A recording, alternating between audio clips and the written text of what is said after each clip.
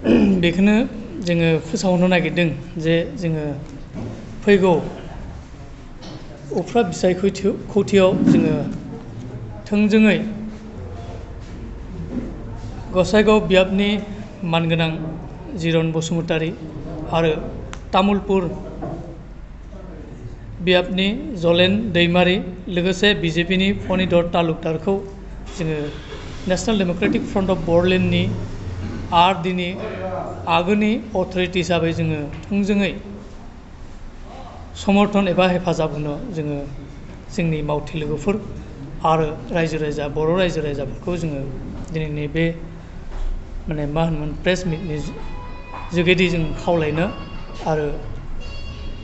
Request खालामनो नागिरदों।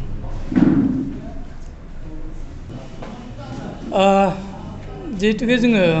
थोंजोङै बे रिहेबिलिटेसन खामानिखौ मावबाय थादों आरो गुबुन गुबुन कभिडनि सिटुवेसन आरो रायजोनि जि इलेक्सननि सिटुवेसननि थाखाय एसे डिले जादों बा माने लेहेम जादों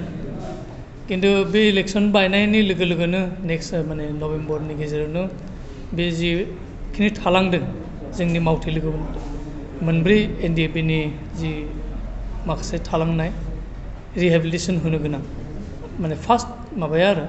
4 लाखसनि जि माने मोनसे स्किम दंमोन बेयो जाफुंगोन होननानै जोङो फोथायदों। जायफ्रा खुद्रिदों आसलथे बिथांमोनहा सिगाङाव बोरै थालांखो गावसोरो गोसो होनाया मोजां आरो खारन जोंहा माखासे माबाया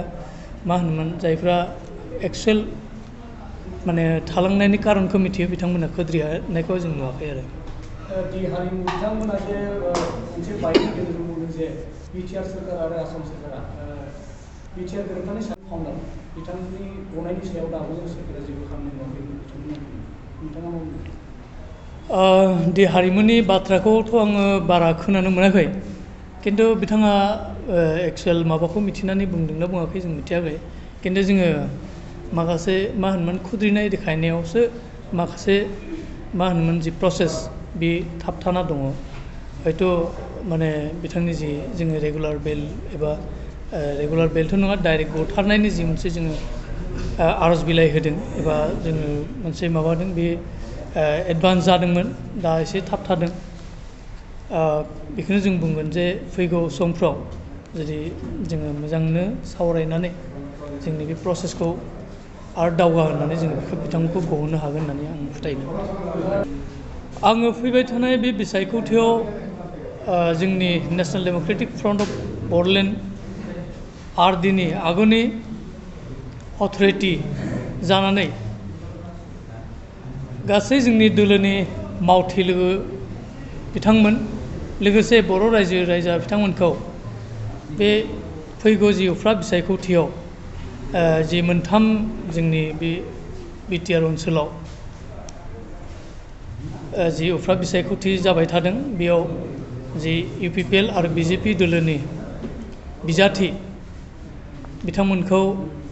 भट होनानै देरहासार खालामनो थाखाय आङो खावलायनो थाबाय लोगोसे जोङो माखासे जोंनि रायजोनि जि हरबांगिन उन्नति बा गासै जेरै जों जौगानायखौ नागिरोबा बिथांमोनखौ सरकाराव दैथायहरनानै जोंनि जि मोननांगौ मोन्थाय बेखौ जाहाथे आदाय खालामो आं बेखौनो खावलायनो हरनाय जाबाय।